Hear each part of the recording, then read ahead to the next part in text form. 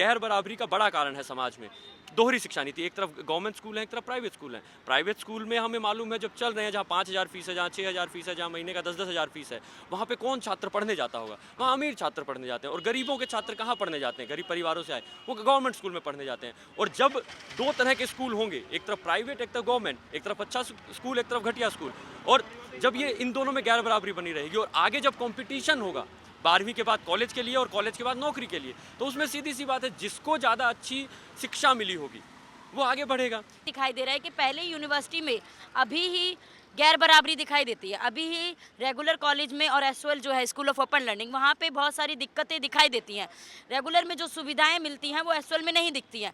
Regular के छात्र जो 180 दिन का क्लासेस का सिलेबस कंप्लीट करते हैं, वो एसओएल के बच्चों को 4-5 दिन में भी नहीं पढ़ाया जाता है। उनको किताबें नहीं मिलती हैं, उनको लाइब्रेरी की सुविधा नहीं मिलती है, उनको बुक भी टीचर्स भी टाइम से नहीं पढ़ाते हैं, मटेरियल भी पता नहीं चलता। एग्ज़ाम के बारे में एक दिन 10 दिन पहले पता चलता है और किताबें भी उनको 10 दिन पहले तक नहीं मिलती है। तो ये समस्या है, शिक्षा में गैर बराबरी जो दिखाई दे रही है आज। स्वागत है आपका नेशन दस्तक में। मैं हूं आपके साथ फरीन सर। सरकार जो न्यू पॉलिसी लेकर आई है एजुकेशन के लिए, उसके विरोध में छात्र विरोध कर रहे हैं कि निजीकरण नहीं होना चाहिए, इससे बहुत नुकसान होने वाले हैं। यहाँ पे छात्र हैं, छात्राएं हैं, उनसे पूछते हैं कि उनको क्या दिक्कत है नई जो पॉलिसी आई है एजुकेशन के लिए। सर, आपका नाम क्या है? मैं दिनेश हूँ, क्रांतिकारी युवा संगठन से। अच्छा, तो जो नई शिक्षा नीति आई है उससे क्या परेशानी आपको? देखिए, सबसे पहली चीज़ है कि जो नई शिक्षा नीति है, जिसको कहा जा रहा है कि वो नई तरह से उस पर पॉलिसीज़ बनाई गई हैं, तो जो पॉलिसीज़ आई हैं या जो उस पर कानून बनेंगे, वो सीधा सीधा निजीकरण को बढ़ावा देंगे, वो अनौपचारिकरण को, इनफॉर्मल एजुकेशन को बढ़ावा देगी। और इससे जो छात्रों का एक बड़ा हिस्सा है जो आज भी इनफॉर्मल एजुकेशन में है, आज भी वो निजीकरण की मार झेल रहा है, वो अब उसको और तेज़ी से, यानी कि उस तरफ और तेज़ी से धकेल दिया जाएगा। तो यानी कि ये छात्र विरोधी है, पूरे तरीके से गरीब छात्र विरोधी है, और इसलिए हम इसके खिलाफ हैं। छात्र विरोधी कैसे? छात्र विरोधी की सीधा सीधा इसमें कहा गया है कि आप जो यूनिवर्सिटीज़ के लेवल पे कहा गया कि FIUP पहले जो 3 साल का करिकुलम था वो आप 4 साल में किया जाएगा। क्यों? क्योंकि आपका जो विदेशों में जो यूनिवर्सिटीज़ है, जो बाहर इंटरनेशनल यूनिवर्सिटीज़ है, वो भारत में आकर अपनी यूनिवर्सिटीज़ नहीं खोल सकती, क्योंकि यहाँ पर 3 साल का करिकुलम था और बाहर 4 साल का। तो यानी कि उन यूनिवर्सिटीज़ के लिए यहाँ पे एक स्पेस क्रिएट किया जा सके, क्योंकि अगर वो इंटरनेशनल यूनिवर्सिटीज़ आएंगी, वो गवर्नमेंट इंस्टीट्यूशंस तो नहीं होंगे, वो प्राइवेट इंस्टीट्यूशंस होंगे, और वहाँ का जो फीस होगा वो क्या इस देश का गरीब छात्र उनमें पढ़ पाएगा? तो सीधी सी बात है कि अगर इंटरनेशनल यूनिवर्सिटीज़ आएंगी तो वो यहाँ पे शिक्षा का एक बाज़ार है, बाज़ार में अपना व्यापार करने आएंगी, और यहाँ पर जो छात्र जो गरीब है, जो पिछड़े समुदाय से हैं, उनको उसमें मौका नहीं मिलेगा। और उन यूनिवर्सिटीज़ के लिए स्पेस बनाने के लिए पूरा जो 3 साल का कोर्स है उसको FIUP में कन्वर्ट कर दिया गया, 4 ईयर अंडर ग्रेजुएट प्रोग्राम। और इसमें कहा जा रहा है कि पहले साल में सर्टिफिकेट मिलेगा, दूसरे साल में डिग्री डिप्लोमा मिलेगा, तीसरे साल में डिग्री मिलेगी, चौथे साल में ऑनर्स। जो पहले 3 साल में ऑनर्स मिलता था, अब 4 साल में मिलेगा। तो ये इस तौर पर छात्र विरोधी है। और इसमें अगर हम, सरकार का कहना है कि पहले क्या होता था, ड्रॉप आउट होता था, ये बात सही है, पहले ड्रॉप आउट होता था। तो मामला है कि ड्रॉप आउट क्यों हो रहा है, इस सवाल का हमें जवाब चाहिए। सरकार कह रही है कि देखिए ड्रॉप आउट अच्छा है, हम उसमें सर्टिफिकेट दे देंगे। हम कह रहे हैं कि नहीं, अगर किसी ने ग्रेजुएशन के लिए दाखिला लिया है तो सर्टिफिकेट के लिए नहीं लिया, उसे डिग्री चाहिए, ऑनर्स की डिग्री चाहिए। और अगर वो छात्र कमज़ोर है, अगर वो पिछड़े परिवारों से आता है और उसको मजबूरी में पहले साल पढ़ाई छोड़नी पड़ रही है, तो बहुत सारी स्कॉलरशिप अभी हाल फिलहाल तक चला करती थी, उनको बंद किया जा रहा है। तो यानी कि आप अगर छात्र पढ़ाई पूरी नहीं कर पा रहा है तो आप उसको इनेबल कीजिए। आप परोपकारी स्टेट हैं, आप डेमोक्रेटिक स्टेट हैं। आप अगर छात्र पढ़ना चाह रहे और पढ़ नहीं पा रहा है तो स्कॉलरशिप लाइए, आप उसको सर्टिफिकेट क्या दे रहे हैं, उसको डिग्री तक पहुँचाइए। तो यानी कि किस तरह से कि आप जो जितना पढ़ पा रहे हैं अपनी आर्थिक स्थिति के आधार पे आप वहाँ पे उसको निकाल सकते हैं। तो इस तौर पर ये छात्र विरोधी। और यहाँ पे साफ तौर पे देखा जा रहा है कि 4 साल का जो मामला है, इससे छात्रों को ज़्यादा नुकसान होगा, और ये इस तौर पे उसके खिलाफ है। मतलब जो बाहर की यूनिवर्सिटीज़ आ रही है उनका फ़ायदा पहुंचाने के लिए 3 साल से बढ़ा के 4 साल ऑनर्स कर दिया गया है। जी एकदम। और ये भी एक समस्या, क्योंकि जब 2013 में जब इसको लाया गया था तो FIUP के प्रोग्राम को, तो उसमें तर्क दिया गया था कि यहाँ से जो छात्र जब विदेश में पढ़ने जाते हैं तो उन्हें 1 साल और पढ़ना पड़ता है।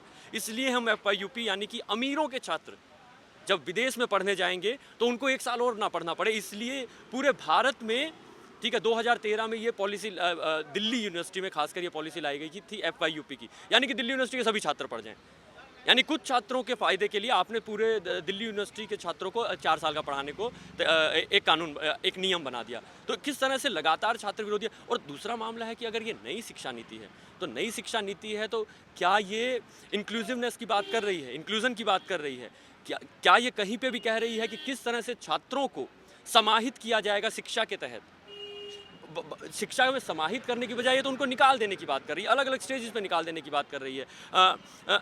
दोहरी शिक्षा जो नीति है, क्या ये इस पे कहीं भी बोल रही है कि जो गैर बराबरी का बड़ा कारण है समाज में, दोहरी शिक्षा नीति? एक तरफ गवर्नमेंट स्कूल है, एक तरफ प्राइवेट स्कूल है। प्राइवेट स्कूल में हमें मालूम है जब चल रहे हैं, जहाँ 5,000 फीस है, जहाँ 6,000 फीस है, जहाँ महीने का 10-10 हज़ार फीस है, वहाँ पे कौन छात्र पढ़ने जाता होगा? वहाँ अमीर छात्र पढ़ने जाते हैं। और गरीबों के छात्र कहाँ पढ़ने जाते हैं? गरीब परिवारों से आए वो गवर्नमेंट स्कूल में पढ़ने जाते हैं। और जब दो तरह के स्कूल होंगे, एक तरफ प्राइवेट, एक तरफ गवर्नमेंट, एक तरफ अच्छा स्कूल, एक तरफ घटिया स्कूल, और जब ये इन दोनों में गैर बराबरी बनी रहेगी और आगे जब कॉम्पिटिशन होगा 12वीं के बाद कॉलेज के लिए और कॉलेज के बाद नौकरी के लिए, तो उसमें सीधी सी बात है जिसको ज़्यादा अच्छी शिक्षा मिली होगी वो आगे बढ़ेगा। यानी कि जो ये गैर बराबर शिक्षा है, ये दोहरी शिक्षा है, इस पर ये एनईपी चुप है। क्यों नहीं बोलती है कि हम दोहरी शिक्षा नीति को ख़त्म करेंगे जो समाज में गैर बराबरी क्रिएट कर रही है? तो इस कारण से ये छात्र विरोधी है। तो जो कॉलेजेस को प्राइवेट किया जा रहा है, इससे तो फ़ायदा ही होगा ना कहीं जो प्राइवेट कंपनीज आएंगी वो अच्छे से विकास कर पाएंगी। और जो 4 साल का किया जा रहा है, तो डिप्लोमा लेकर या सर्टिफिकेट लेकर अपनी इच्छा से छात्र ड्रॉप आउट कर सकते हैं। नहीं, ये साफ साफ दिखाई दे रहा है कि 4 साल का जब कोर्स हो जाएगा तो 1 साल का सर्टिफिकेट कोर्स, 2 साल का डिप्लोमा, 3 साल का बीए डिग्री, फिर 1 साल करना है। इसमें दिखाई दे रहा है कि लोग मजबूर भी होंगे बीच में ड्रॉप आउट करने के लिए, और उसमें ज़्यादातर संख्या महिलाओं की होगी, क्योंकि बहुत सारी दिक्कतों में अगली बार फीस भरना बहुत दिक्कतों से छात्र छात्राएं भर पाते हैं। जब ऐसे कोर्सेज ला दिए जाएंगे तो इसमें ड्रॉप आउट होने की संख्या ज़्यादा बढ़ जाएगी। छात्र बहुत ज़्यादा संख्या में कॉलेज छोड़ने को मजबूर होंगे, और ऐसी दिक्कतों में पहले ही दिखाई दे रहा है कि पहले यूनिवर्सिटी में अभी ही गैर बराबरी दिखाई देती है। अभी ही रेगुलर कॉलेज में और एसओएल जो है, स्कूल ऑफ ओपन लर्निंग, वहाँ पे बहुत सारी दिक्कतें दिखाई देती हैं। रेगुलर में जो सुविधाएं मिलती हैं वो एसओएल में नहीं दिखती हैं। रेगुलर के छात्र जो 180 दिन का क्लासेस का सिलेबस कंप्लीट करते हैं, वो एसओएल के बच्चों को 4-5 दिन में भी नहीं पढ़ाया जाता है। उनको किताबें नहीं मिलती हैं, उनको लाइब्रेरी की सुविधा नहीं मिलती है, उनको बुक भी टीचर्स भी टाइम से नहीं पढ़ाते हैं, मटेरियल भी पता नहीं चलता। एग्ज़ाम के बारे में 10 दिन पहले पता चलता है और किताबें भी उनको 10 दिन पहले तक नहीं मिलती है। तो ये समस्या है, शिक्षा में गैर बराबरी जो दिखाई दे रही है आज भी यूनिवर्सिटी में बरकरार है। उसको लेकर के सरकार नहीं बोलना चाह रही है, उसको लेकर के सरकार जवाब नहीं देती है। तो इन सब समस्याओं से हट करके वो सिर्फ कुछ चंद बच्चों के लिए आगे के भविष्य को बताते हुए कह रही है कि हम नई एजुकेशन पॉलिसी ला रहे हैं। यहाँ पे नई एजुकेशन पॉलिसी जिसका फ़ायदा दे रही है, ये दिखाई देता है कि गरीब छात्र, जो मजदूर छात्र है, जो वंचित समुदाय से आने वाले जो मजबूर छात्र हैं, वो एजुकेशन तक पहुँच नहीं पा रहे हैं। वो 12वीं के बाद कितने सारे बच्चे हैं जो 12वीं के बाद बीए में दाखिला ले पाते हैं। इस पे सरकार का कोई डाटा नहीं नज़र आता है, इस पे सरकार कोई बात नहीं करने को राजी है, इस पे सरकार कोई कॉलेज खोलने को तैयार नहीं है, कोई यूनिवर्सिटी खोलने को तैयार नहीं है। तो अगर वो सच में चाहती है कि गैर बराबरी ख़त्म हो और दोहरी शिक्षा नीति ख़त्म हो, तो वो क्यों नहीं और कॉलेजेस को खोलती और यूनिवर्सिटी को खोलती? क्यों एसओएल जैसे संस्थानों में लाखों छात्रों का भविष्य ऐसे ख़राब हो जाता है? क्यों लोग जो बीए की डिग्री लेने के बाद भी, एमए की डिग्री लेने के बाद भी ऐसी मजबूरन कहीं पे मजदूरी का काम करने को मजबूर होते हैं? नौकरी का कोई सवाल नहीं होता है। बीए की डिग्री भी क्या, बीए की डिग्री नाम मात्र के लिए दे रहे हैं सरकार?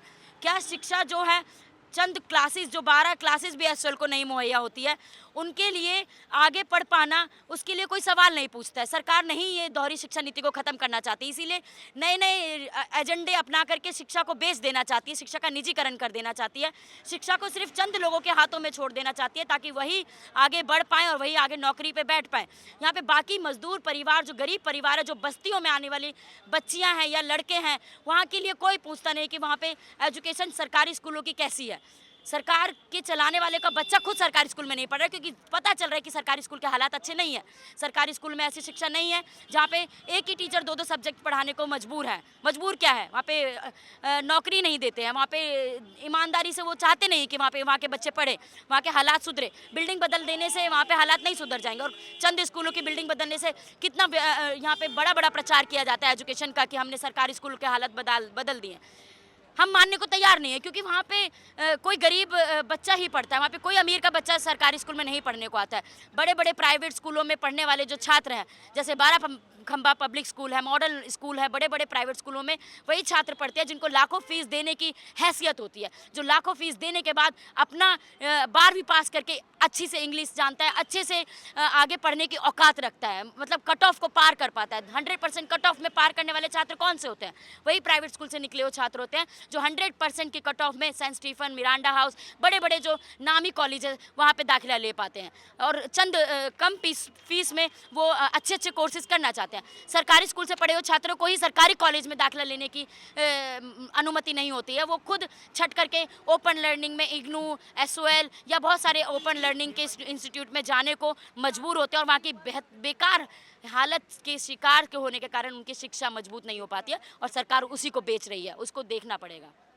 इसमें जो सबसे बड़ा बिंदु है वो है कि इनफॉर्मलाइजेशन ऑफ एजुकेशन, ठीक है, कि किस तरह से एजुकेशन का अनौपचारिकरण किया जाए, क्योंकि अगर हम देखेंगे देश में अभी भी इग्नू जैसा संस्थान है जो दुनिया का सबसे बड़ा विश्वविद्यालय कहा जा सकता है या है, क्योंकि उसमें 40 लाख छात्रों का इनरोलमेंट है, यानी कि एक बहुसंख्यक जो छात्र है, बड़ा हिस्सा जो छात्र है डिप्राइव सेक्शन का, वो तो ओपन कोर्सेज में पढ़ रहा है। इसी तरह हर यूनिवर्सिटीज़ में, जामिया में, डीयू में, एमडीयू में, चंडीगढ़ यूनिवर्सिटी में, वहाँ पे कॉरेस्पॉन्डेंस मोड चल रहा है, यानी इनफॉर्मल एजुकेशन है। और सरकार कह रही है कि एनईपी के माध्यम से हम मास ओपन ऑनलाइन कोर्सेज को प्रमोट करेंगे, यानी कि पहले से ही जो एक इनफॉर्मल एजुकेशन इतना बड़ा बना हुआ है उसको फॉर्मलाइज नहीं किया जा रहा है, ठीक है, उसको फॉर्मलाइज नहीं किया जा रहा है और उसको इनफॉर्मल और किया जा रहा है। यानी मास ओपन ऑनलाइन कोर्सेज क्या है? 40 लाख छात्र पहले से ही मास ओपन ऑनलाइन कोर्सेज कर रहे हैं। आप कह रहे हैं कि अब जो रेगुलर में जो यूनिवर्सिटीज़ में जो औपचारिक शिक्षा लेते हैं वहाँ भी ब्लेंडेड मोड चलेगा 60-40 का, यानी 40% अब उनके भी ऑनलाइन क्लासेस चलेंगी। यानी आप उनका फॉर्मलाइज नहीं कर रहे हैं ऑफ एजुकेशन का, बल्कि इनफॉर्मलाइजेशन को बढ़ावा दे रहे हैं, मास ओपन ऑनलाइन कोर्सेज को बढ़ावा दे रहे हैं। और इन कोर्सेज में कौन पढ़ रहा है? इग्नू में कौन पढ़ रहा है? इग्नू में 2017 का डाटा है कि 185% छात्र बढ़े हैं पिछले 2 से 3 साल में दलित समुदाय के। इसी तरह से 248% छात्र बढ़े हैं आदिवासी समुदाय के। तो यानी कि किस समुदाय के छात्र इस मास ओपन ऑनलाइन कोर्सेज में जाएंगे? वो हिस्सा समाज के सबसे वंचित हिस्सा होगा, सबसे गरीब हिस्सों में से होगा। तो उनके लिए अच्छे विश्वविद्यालय खोलने की बात नहीं करती है एनईपी, उनके लिए नए कॉलेजेस खोलने की बात नहीं करती है एनईपी। अगर कोई छात्र आर्थिक मजबूरी के कारण पढ़ाई छोड़ने को मजबूर है तो उसको इनेबल करने की बात नहीं करती है एनईपी। इसलिए हम एनईपी का यहाँ पे विरोध कर रहे हैं कि ये अगर बिंदु उसमें शामिल किए जाएंगे कि हम हर छात्र जो केजी से पीजी तक पढ़ना चाहेगा वो उसका अधिकार होगा। क्यों नहीं राइट टू एजुकेशन दिया जाता केजी से पीजी तक? जब छात्र ये डिमांड कर रहे हैं कि केजी से पीजी सभी को एक जैसी एजुकेशन मिले, एक पढ़ने का फ्री में अधिकार मिले, हम पढ़ना चाहते हैं। हम कोई आपसे गाड़ी नहीं मांग रहे, कोई हवाई जहाज़ नहीं मांग रहे हैं, हम पढ़ना चाह रहे हैं। और पढ़ने का यानी कि हम चीज़ों को बेहतर इंसान बनना चाह रहे हैं। पढ़ाई आपको बेहतर इंसान भी बनाती है, एक सामाजिक भी बनाती है। हम सामाजिक होना चाहते हैं। हम सावित्रीबाई फुले ने कहा था कि बिना पढ़ाई के लोग पशु के समान हैं। क्या हम पशु बने रहें या हम अच्छा पढ़ के जो भी हमारा लिटरेचर है, जो भी हमारा पुराना ज्ञान है, उससे हम समृद्ध होकर आगे बढ़ें? पर सरकार चाहती है कि ये जो ज्ञान है इस पर कुछ सीमित लोगों का कब्जा रहे। वो किन लोगों का? जिनके पास पैसा है, जो इस समाज के दबंग, जिनके पास आर्थिक रूप से सशक्त हैं, वो लोग इस पर कब्जा बनाए रखें। और बहुसंख्यक वो इसी तरह से मास ओपन ऑनलाइन कोर्सेज पढ़ें और वो जो ऊपर जो अच्छा कोर्स पढ़े वो लोग उन पर अपना वर्चस्व बनाए रखें। तो हम इस वर्चस्व को बनाए रखने वाली नीति के खिलाफ भी हैं। यहाँ का हर बच्चा चाहता है कि वो पढ़ लिख कर बाहर जाए। तो जब सरकार बाहर की यूनिवर्सिटीज़ को, बाहर की नीति को यहाँ पर ला रही तो फिर दिक्कत किस चीज़ में? यहाँ की नीति तो फिर और अच्छी होगी। इसमें दिक्कत ये है कि सरकार जो है ज़्यादा सरकारी कॉलेज जो है ओपन नहीं करी है और सरकारी कॉलेजेस में फ़ीस जो होती है ज़्यादा नहीं होती है। और अगर बाहर के जो यूनिवर्सिटीज़ है वो भारत में आएंगी तो जाहिर सी बात है वो मुनाफा कमाने के लिए आ रही है और मुनाफा वो जाहिर सी बात है ज़्यादा फ़ीस लेकर ही कमाएगी। तो ज़्यादा फ़ीस तो सिर्फ जो अमीर वर्ग परिवारों से छात्र आते हैं वही दे पाएंगे। और इसका सबसे बड़ा कॉन्सिक्वेंस ये है कि बहुत सारे बच्चे जो है वो शिक्षा प्राप्त ही नहीं कर पाएंगे और सरकारी विश्वविद्यालय जो है उन पे काम ही नहीं करा जाएगा। अभी भी सरकारी विश्वविद्यालयों की हालत जो है बहुत बेकार है। बहुत सारे गरीब वर्ग परिवारों से जो छात्र आते हैं वो सरकारी विश्वविद्यालयों में दाखिला नहीं ले पाते, और जब वो सरकारी विश्वविद्यालयों में दाखिला नहीं ले पा रहे क्योंकि आर्थिक रूप से वो मजबूर है, तो जाहिर सी बात है जो फॉरेन यूनिवर्सिटीज़ आ रही है और वो हाई फीस चार्ज करेंगे, तो आर्थिक मजबूरी के कारण वो कहाँ से जो है फॉरेन यूनिवर्सिटी में दाखिला ले पाएंगे, क्योंकि वो आर्थिक रूप से मजबूर है। तो सरकार इस पे काम करने के बजाय जो है फॉरेन यूनिवर्सिटीज़ को भारत में लाने के लिए पूरा उन्होंने लाइसेंस दे दिया है उनको। बल्कि सरकार को तो काम करना चाहिए कि सरकारी विश्वविद्यालय और खोले जाए, जिसके कारण ज़्यादा से ज़्यादा बच्चे जो है शिक्षा प्राप्त कर पाए, और सरकार ये नहीं चाहती है। और इसी के लिए आज हम यहाँ पे इकट्ठा भी हुए हैं कि जो राष्ट्रीय शिक्षा नीति है ये एक्चुअली में नेशनल एक्सक्लूजन पॉलिसी है। ये सिर्फ और सिर्फ अमीर वर्गीय परिवारों से जो छात्र रहे उनके लिए तो ये आगे जाके दिक्कत करेगा, परंतु जो निम्न मध्यम वर्गीय परिवारों से छात्र आते हैं और जो गरीब वर्गीय परिवारों से छात्र आते हैं उनके लिए पहले भी दिक्कत थी, और आने वाले समय में वो जितनी शिक्षा भी प्राप्त कर पा रहे थे वो शिक्षा भी बहुत घटिया थी, वो भी नहीं प्राप्त कर पाएंगे। मतलब ये जो पॉलिसी है, सरकार जो पॉलिसी ला रही है उससे जो अमीर लोग हैं वो तो अच्छी यूनिवर्सिटीज़ में पढ़ेंगे, लेकिन जो गरीब है वो जो पिछड़ा है वो पिछड़ जाएगा और ज़्यादा। तो जो और यूनिवर्सिटीज़, आपकी क्या मांग है सरकार से कि आपके लिए यूनिवर्सिटीज़ खोली जाएं, और जो ये पॉलिसी लाई जा रही है इसके कितने विरोध हैं आप? जी जी, इस पॉलिसी के तो खिलाफ़ हैं ही। इसके साथ में हम ये चाहते हैं कि सरकारी जितने भी स्कूल्स हैं, सरकारी जितने भी कॉलेजेस हैं, वो चाहे दिल्ली के हैं के हो या देश के अलग अलग राज्य, कोने कोने राज्य के हों, वो भी बेहतर किए जाए। जैसे दिल्ली की सरकार आज के टाइम पे कह रही है कि हमने दिल्ली के स्कूलों को ठीक कर दिया है, पर अभी भी दिल्ली के सरकारी स्कूलों में कॉमर्स और साइंस के सब्जेक्ट के टीचर नहीं हैं। और टीचर की बात रही, जहाँ पर सब्जेक्ट नहीं, कई स्कूलों में सब्जेक्ट तक नहीं है। और इसके अलावा में मूलभूत आवश्यक चीज़ें जैसे कि पंखा ठीक होना, ठीक है, या टॉयलेट का साफ़ होना, ये भी दिल्ली के सरकारी स्कूलों में इतनी भी सुविधाएं उपलब्ध नहीं हो पा रही हैं।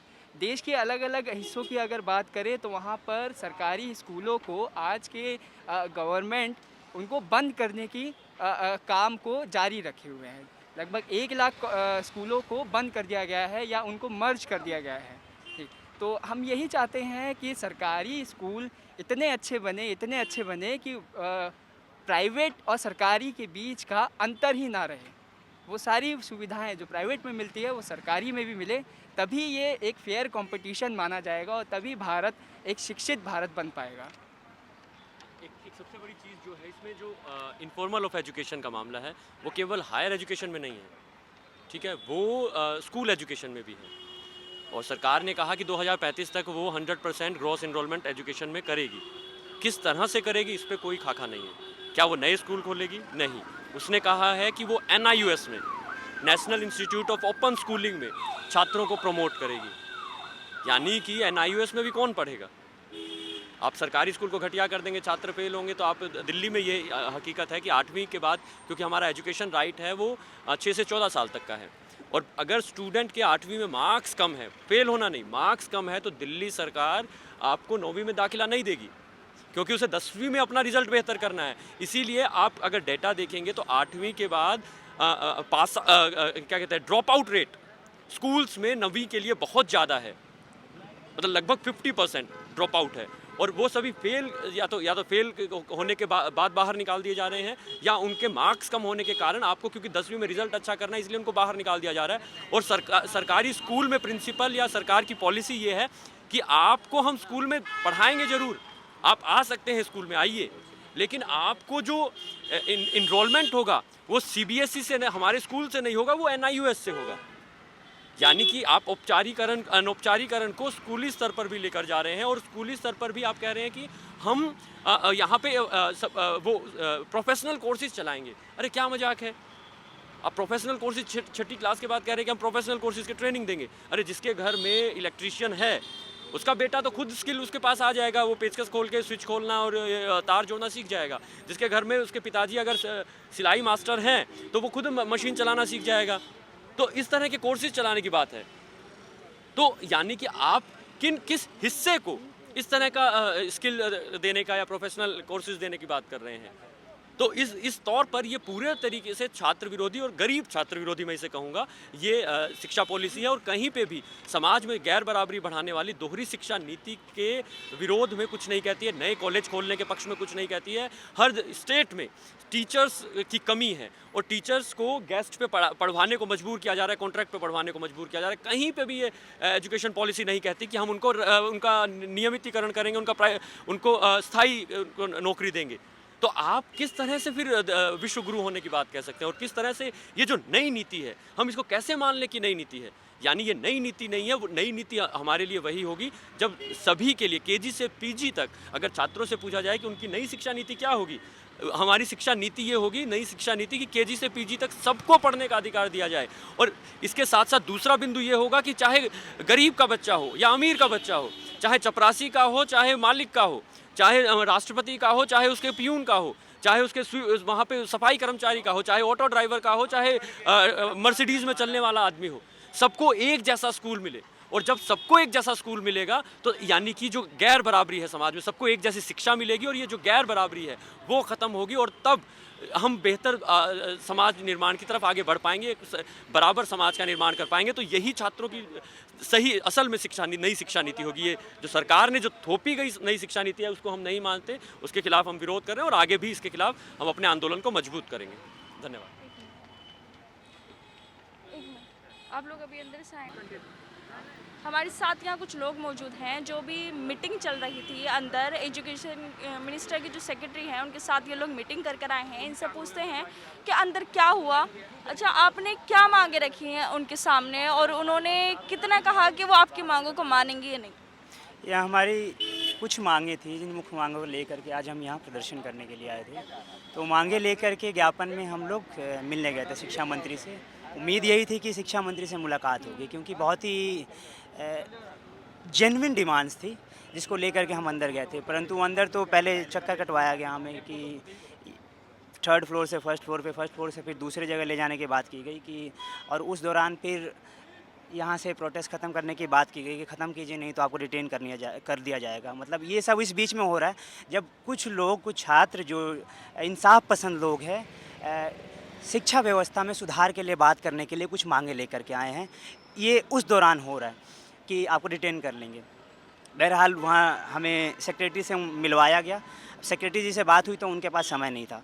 समय वो कह रहे हैं कि हम इस पर और विस्तार से बात करेंगे, लेकिन जितना भी बात हुआ उनमें उनका जो पक्ष था कि आप मौका तो दीजिए आप करने के लिए, आप ये इसको चीज़ें सही होंगी। लेकिन जब आर्गूमेंट दे रहे हैं वो कि जैसे एक डिमांड था कि FIUP को हटाया जाए, पहला ही हमारा डिमांड था क्योंकि FIUP से कई प्रॉब्लम आती है। क्योंकि इस देश में 3 साली बहुसंख्यक आबादी के लिए पढ़ पाना बहुत मुश्किल है, तो 1 साल का और खर्चा लाना वो अपने आप में लोगों के बस की बात नहीं है। ख़ास तौर पे एक बहुसंख्यक जो मज़दूर आबादी है, जो मज़दूर आबादी का एक हिस्सा जो हायर एजुकेशन में आता है, उसके लिए तो कतई नहीं है। क्योंकि अभी अगर देखेंगे आप कि 12वीं जो पास करता है उन 12वीं पास छात्रों का मात्र 27% ही हिस्सा जो है वो हायर एजुकेशन में आ रहा है। उस हायर एजुकेशन में भी फॉर्मल एजुकेशन में जो आ रहा है उस 27% का मुश्किल से 20 से 25% होगा। मैं उदाहरण दूंगा आपको कि दिल्ली यूनिवर्सिटी में 4 लाख लोग हर साल फॉर्म भरते हैं रेगुलर कॉलेज के लिए, लेकिन सीटें हैं 65,000। तो 4 लाख अगर भर रहे हैं, 65,000 सीट है, इसका मतलब 3,35,000 छट जाएंगे। उसका मतलब है कि फॉर्मल एजुकेशन में बहुत ही लिमिटेड हिस्सा जा रहा है और उसका एक बड़ा हिस्सा इनफॉर्मल मोड में जा रहा है, यानी डिस्टेंस में जा रहा है। तो वो एक बड़ा हिस्सा गरीबों का है, तो उनके जीवन पे कैसे इफेक्ट तो पड़ेगा? मौका तो सबको दिया जा रहा है ना फॉर्म फिल करने का, जो नाम लेकर आएगा उसको एडमिशन मिल जाएगा। फिर इसमें अमीरी गरीबी वाली बात कहाँ से? एकदम आपने वाजिब सवाल उठाया कि इसमें अमीरी गरीबी वाली बात कहाँ है। क्या हम जब ये कहते हैं कि मौका सबको बराबर मिल रहा है, तो क्या हम पीछे ये नहीं देखेंगे कि किसको कितना मौका मिला है? क्या कोई एक व्यक्ति जो महीने का स्कूल का 1 लाख रुपए फीस दे के आया है और कोई गवर्नमेंट स्कूल में 3 महीने का 60 रुपये दे करके आया है, क्या हम इन दोनों मौके को बराबर कहेंगे?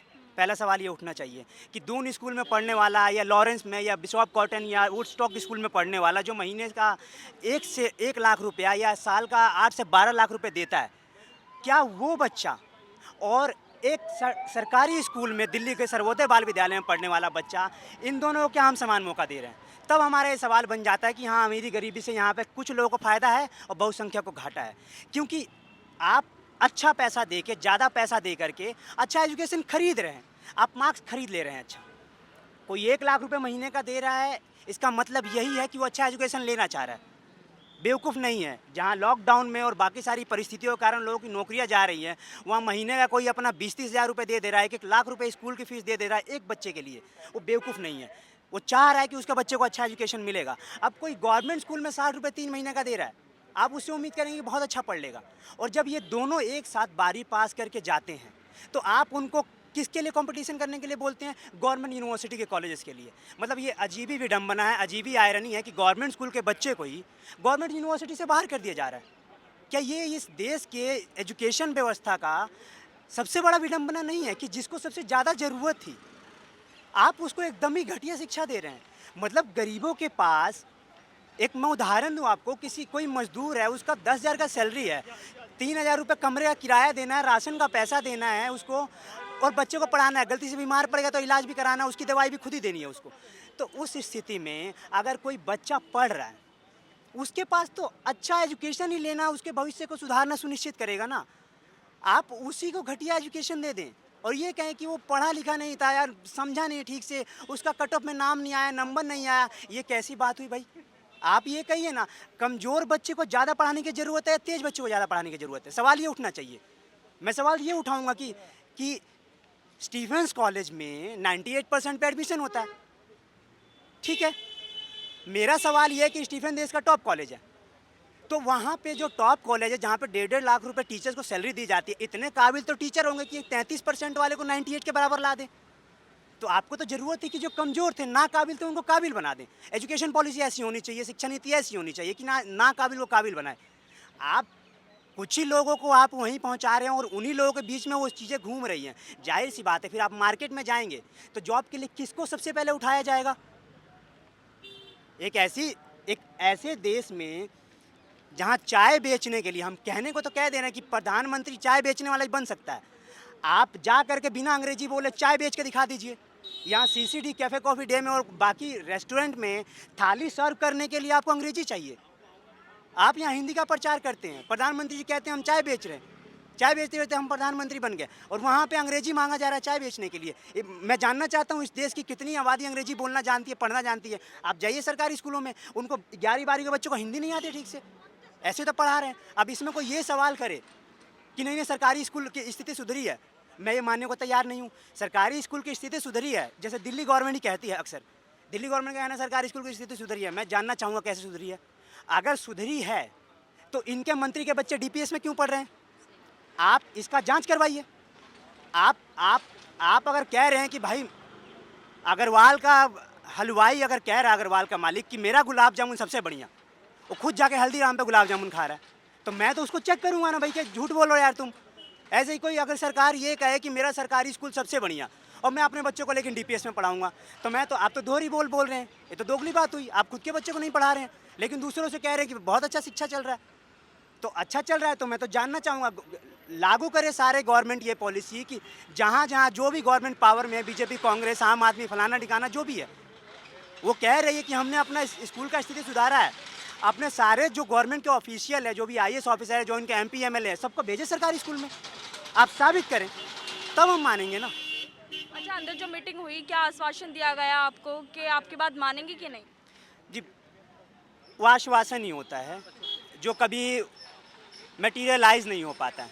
उन्होंने आश्वासन दिया है कि हम लोग बात करेंगे इस पे और अच्छे से, और उनका इस दौरान एक और बात कहना था कि NEP 2020 है, एकमात्र एजुकेशन पॉलिसी है, मतलब एकमात्र एजुकेशन पॉलिसी है जिस पर डेलिब्रेशन हुआ है।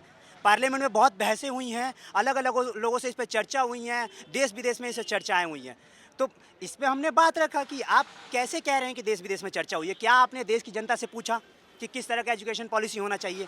क्या आपने देश की जनता जो गरीबों के बीच में गए, आपने क्या पूछा कि एजुकेशन समान होना चाहिए या गैर बराबरी होना चाहिए? अगर ये देश में लोग कहते हैं कि एजुकेशन तो समान होना चाहिए, तो समानता एजुकेशन में समानता लाने के लिए आपने नेशनल एजुकेशन पॉलिसी में क्या ये बात कही कि बच्चा चाहे माली का हो या मजदूर का, बच्चा चाहे चपरासी का हो प्रिंसिपल का, बच्चा चाहे राष्ट्रपति का हो उनके बाग में काम करने वाले माली का, या उनको खाना सर्व करने वाले जो बाकी लोग हैं, या उनके घर में पोछा लगाने वाले जो कर्मचारी है, उन दोनों का बच्चा एक साथ एक स्कूल में जाए? आप कह रहे हैं कि डेलिब्रेशन हुआ है एनईपी पे, पहला एजुकेशन पॉलिसी है, कीजिए ना डेलिब्रेशन आप आके।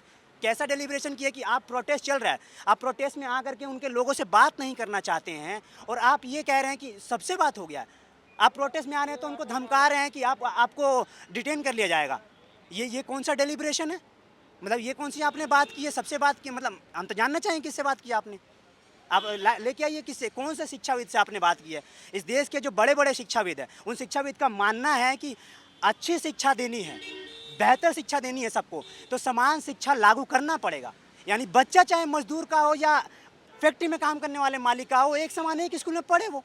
उसके बाद तय कीजिए ना कि आप कंपटीशन कैसा होगा। 100 मीटर का रेस है, हम आप यहाँ से 100 मीटर का रेस में दौड़ रहे हैं, लाइन बराबर है, जो जीत गया विनर है।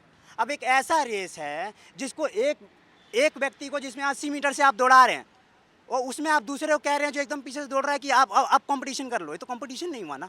इस रेस में तो भैया हुसैन बोल्ट दुनिया का सबसे तेज धावक है, मैं हरा दूंगा उसको, करवा लीजिए। सचिन तेंदुलकर को आप कहें कि भाई आप होंगे बड़े बल्लेबाज, सचिन तेंदुलकर को आप कहिए कि बिना पैड और बिना हेलमेट के, बिना एल गार्ड के शोएब अख्तर की बॉल फेस करे, तो ये तो कंपटीशन नहीं हुआ ना। जायज़ कंपटीशन करवाइए, करेंगे कंपटीशन, दीजिए सबको एक समान शिक्षा, एक समान माहौल दीजिए। माहौल कहाँ है? अमीरों के बच्चों के लिए तो अपना कमरा है, अपना रूम है, वाईफाई है, लैपटॉप है, स्कूल में बेहतर शिक्षा उनको प्राइवेट स्कूल में मिल रही है, होम ट्यूशन मिल रहा है, आकाशवीर जी में ट्यूशन कर रहे हैं, उस ट्यूशन के बाद फिर होम ट्यूशन भी ले रहे हैं अलग सब्जेक्ट का। ये सारी सुविधा है, आपको कुछ करना नहीं है, आपको कॉफ़ी पीना है, नेट पे पढ़ना है। और एक तरफ ऐसी स्थिति है कि एक कमरा है, 6 लोगों का परिवार है, उसी कमरे में खाना बनेगा, उसी कमरे में पोछा लगेगा, उसी कमरे में टीवी चलेगा, उसी कमरे में मेहमान आएंगे, और आप उसी बच्चे से उम्मीद कर लेंगे कि वो पढ़ ले, और उसी बीच में उसके घर वाले ये भी बोले कि जाके भाग के राशन लेके आ। आप दोनों कह रहे हैं इसी देश में कि दोनों एक समान शिक्षा ले रहे हैं, या इन दोनों की परिस्थितियाँ एक हैं, तो ये तो एकदम गैर वाजिब कंपटीशन हुआ। मैं नहीं मानता इस कंपटीशन को। आप दीजिए बराबरी का मौका। रात को 2-2 ढाई बजे बस्तियों में महिलाएं पानी के टैंकर के लिए लगती हैं, और एक तरफ आप तमाम लोगों को अयाजिया देते हैं अलग अलग इलाके में, देश के जो अलग अलग पॉश इलाके हैं, आप उन दोनों में आप कह रहे हैं बराबरी है। करवाइए बराबरी, पढ़ाइए दोनों को एक साथ एक स्कूल में, चाहे घटिया टीचर हो, चाहे घटिया लाइब्रेरी हो, चाहे घटिया टंकी में पानी में छिपकली मरा मिले उन्हें, चाहे पैखाना ना हो, उनके बाद खाना ना मिले, दोनों एक साथ लेकिन पढ़ें। या तो अच्छा पढ़ाएं तो सबको अच्छा पढ़ाएं, खराब पढ़ाएं तो उनको भी मिलना चाहिए। तो देखना आपने जो यहाँ पे स्टूडेंट्स हैं वो शिक्षा नीति के विरुद्ध हैं कि जो शिक्षा नीति है, या अमीरों के जो बच्चे हैं वो तो अच्छे स्कूल में पढ़ लेंगे, लेकिन जो गरीब बच्चे हैं वो